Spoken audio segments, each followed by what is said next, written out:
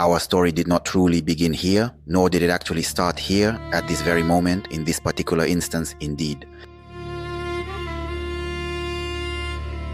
And it most certainly did not begin right here. There are countless millions of pages about our extensive history. And we simply cannot cover it all by meticulously going through every single page of our extensive history book. Not in this short time.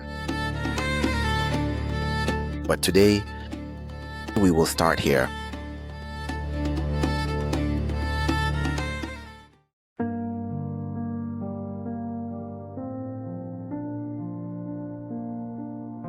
The continent of Africa began receiving visitors as early as the 7th century after Christ in the ancient land of Abyssinia, which is now widely known as the modern nation of Ethiopia, a country with a long and significant history.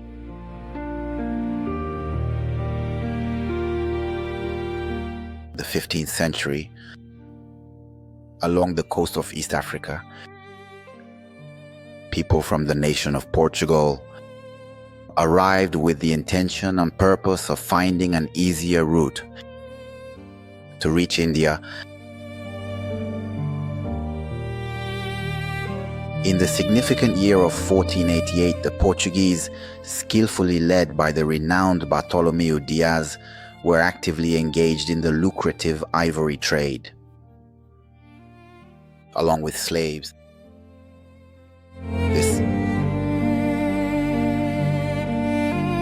It was at this time when another significant group of foreign individuals arrived, including the Dutch, the British, and the French. And in the year 1880 and 1912, that is when Europeans divided the continent of Africa among themselves, and all the countries were colonized. Except for Liberia and Ethiopia, all other nations. The Germans were given control over Togo, Cameroon, and several other countries in West Africa, as well as in East Africa. And after the First World War, they were taken away from them.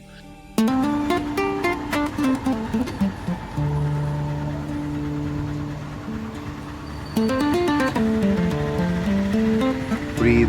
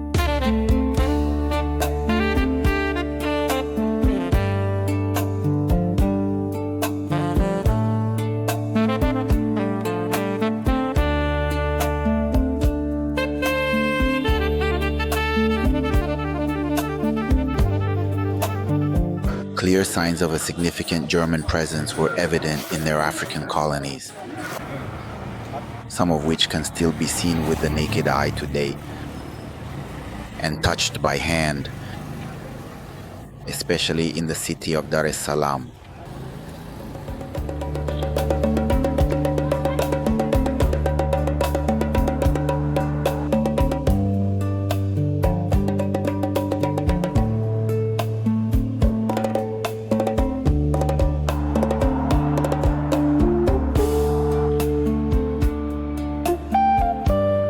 Mzizima had existed for a very long time, possibly even hundreds of years before the arrival of the Sultan of Asante.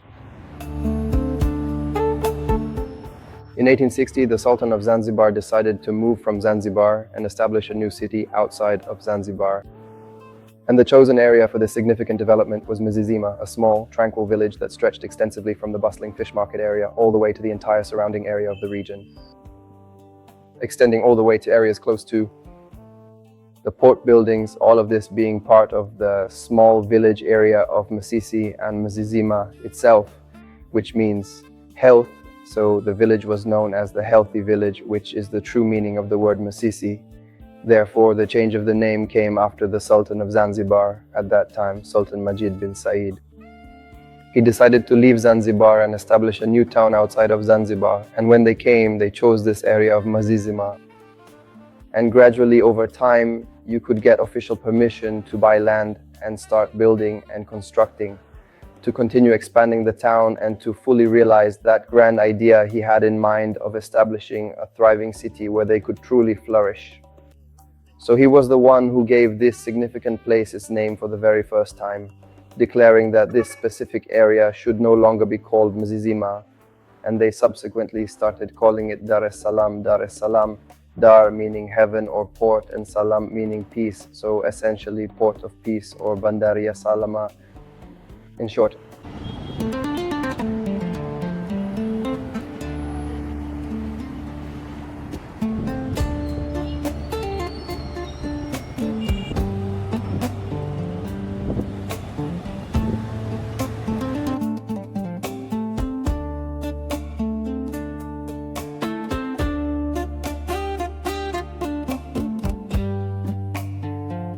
In the significant year of 1891, Dar es Salaam was officially utilized as the primary headquarters for the German colonial rulers, with its well-planned and impressive city's layout being widely praised and admired for its German-style city planning. But also, when it comes to infrastructure issues, the first master plan covered the entire city center area that we use today. You can even see it in our exhibitions.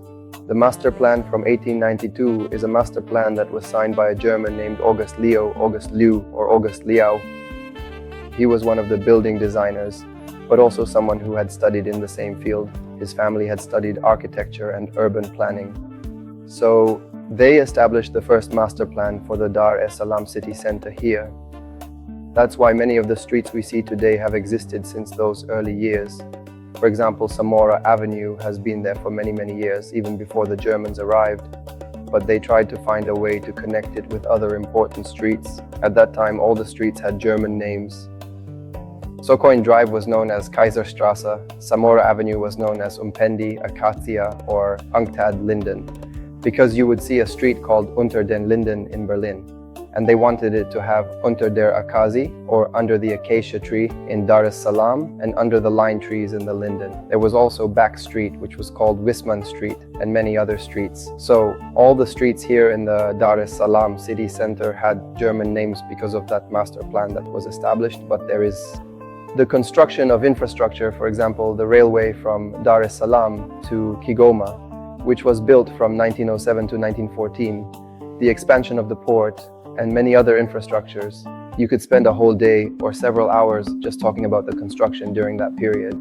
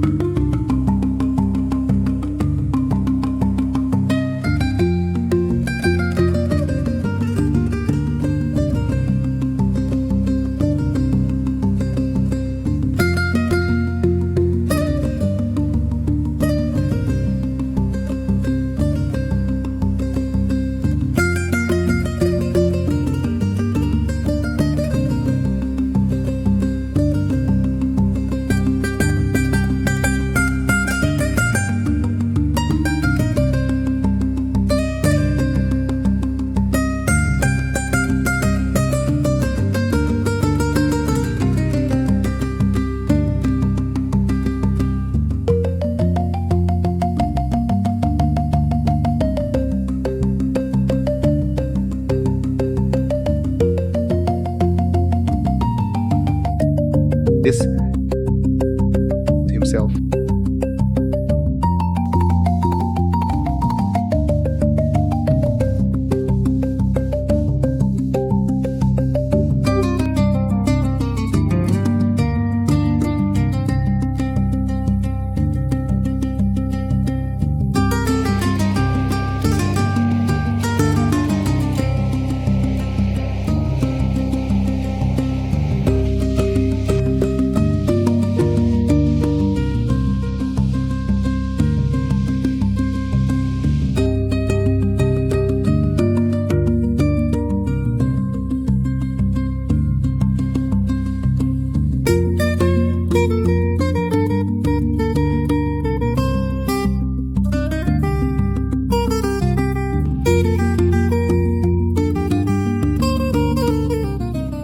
In the pivotal year of 1885, Karl Peters, acting diligently and strategically on behalf of the German Colonial Company, meticulously began to formally make treaties with various local rulers in numerous different places throughout the region, establishing their presence, including smoking.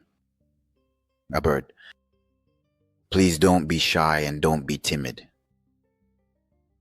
Where the contracts were demonstrably fraudulent, this situation made them profoundly confused and led them to accept being ruled without fully understanding the intricate text of the agreements.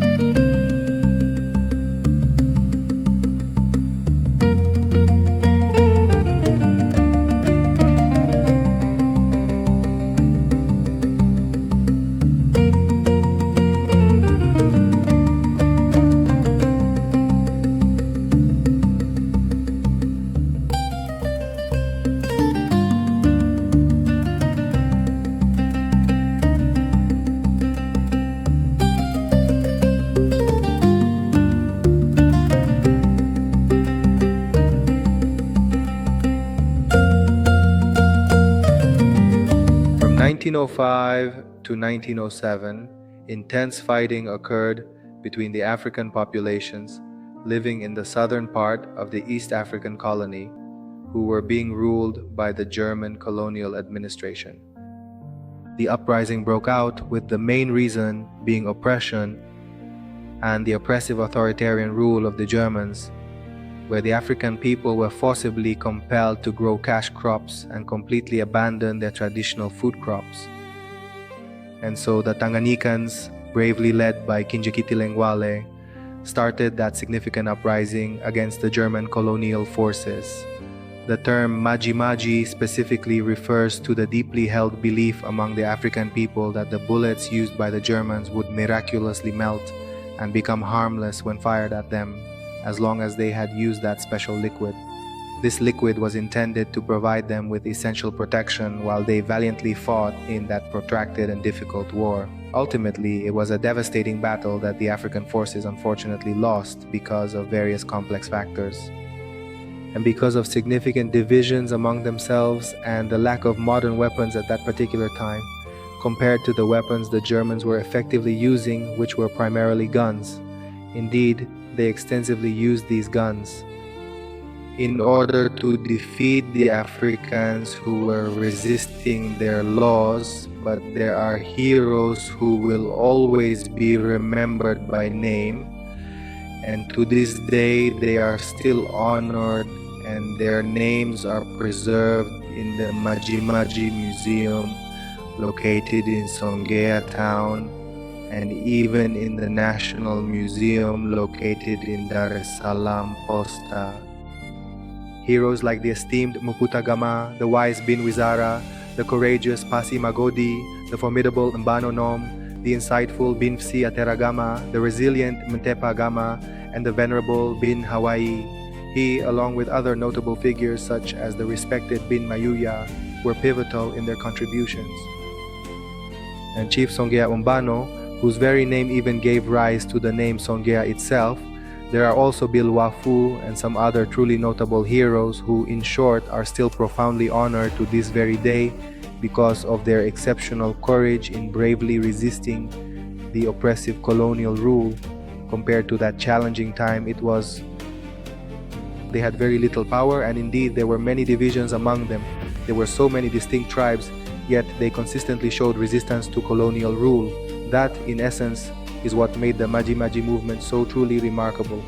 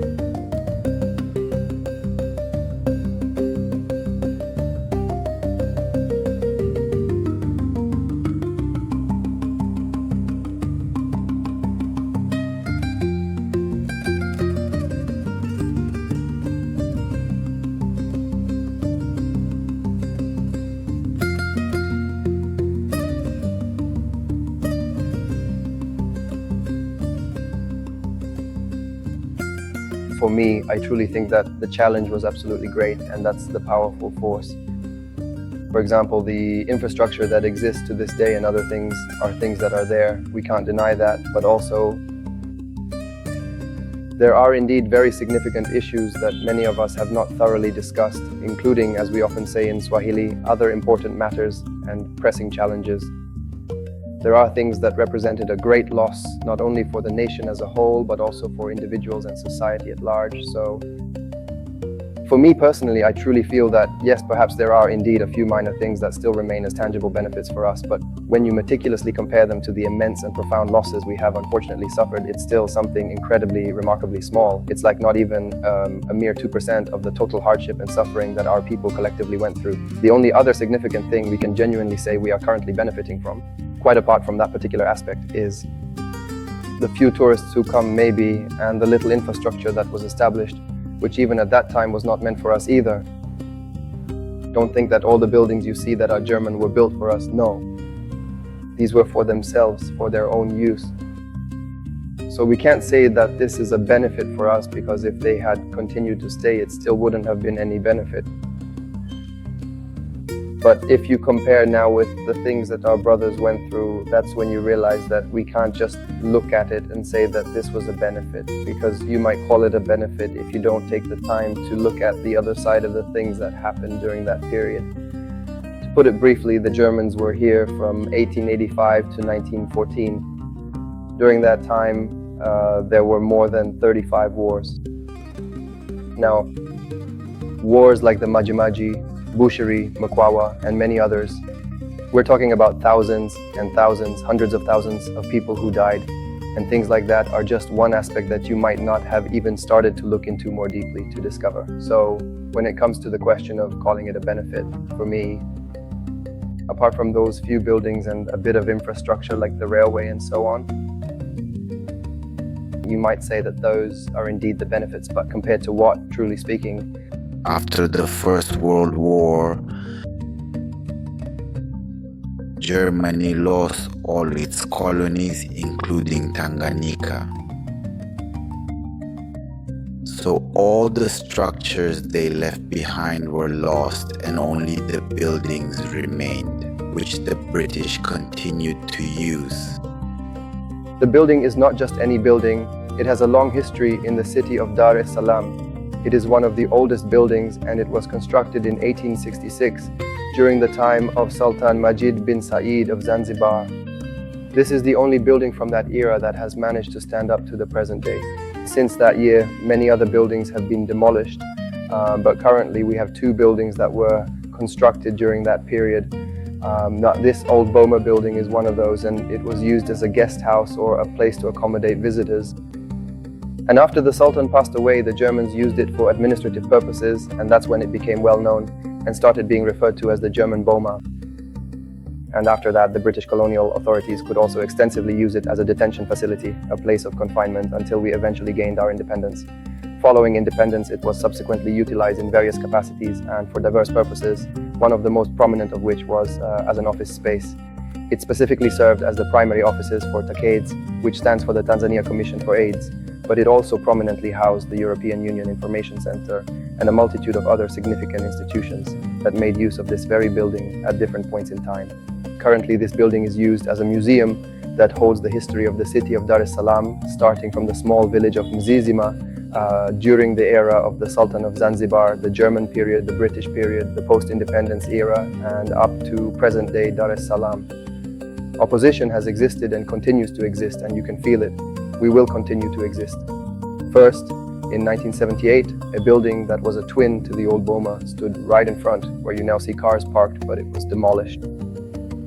At that time, there was a journalist who wrote in a newspaper that the Boma building was also about to be demolished. After the article was published, people became aware, started asking questions, and others began to follow up. As a result, the Old Boma building managed to survive, or you could say it was saved from demolition. After causing a lot of trouble for the authorities around 2010 or 2012, there were preparations for the construction of this Johari Hotel building. You can see the tall building directly behind me. Before that construction, they wanted a larger area, including space to store equipment, parking facilities, and other similar things like that. So it became apparent in the planning or in the process of, let's look at how the Jonathan building was supposed to be constructed, and this Waligoma building was also supposed to be included as well. The idea was to get a larger area for the hotel, but we are grateful because there were people who were at the forefront, like Walter Begoya, the owner of Mkuki na Nyota, who also worked together with others, including activists, who even managed to place a court injunction to prevent this building from being demolished. And that's why, even up to today, the building still stands. This building has gone through several challenges and continues to face various difficulties because commercially this is a very prime location. So there are challenges, but we are grateful that throughout all these struggles, there have always been people at the forefront fighting for justice and the preservation of this place. Up to where we have currently reached right now, he went on to state that a significant 85 out of 100, or even 90% of the building that was originally constructed will undoubtedly continue to exist. Why? Because since 2014, during the comprehensive project, more than enough substantial funds were meticulously allocated to effectively help with the extensive renovation of the building. It's just that the building inherently requires regular and diligent maintenance because of persistent salt and moisture issues, but the building was thoroughly renovated and will continue to be meticulously maintained on a regular basis and not just left as is, neglected and uncared for. This exhibition on the city's history has opened the eyes of so many people. It has made people realize that, oh, it's actually possible to renovate old buildings and repurpose them in different ways. So what impact have these exhibitions had so far? Honestly, since we opened, you could say more than even 50,000 or 100,000 people have been able to visit and experience these exhibitions. There is a great deal of awareness and readiness. There are people who now understand the importance of preserving buildings. So even today, if we say we are running a campaign to help with conservation or maintenance, we can't fail to find people who will come forward to help. because they have already seen that preservation is possible and that buildings can be used in different ways and continue to exist and be lived in. So we are grateful that at least the knowledge is spreading. City, I will always remember, even if many people eventually forget, the historic Dar es Salaam that was originally built with enduring colonial stones. Over time, faces have certainly changed. The very language spoken has also significantly changed. But the story will still continue to be told in the shadow of history, century after century. The significant history of German rule has not been lost, but for some individuals it's as if they are deliberately letting it fade away.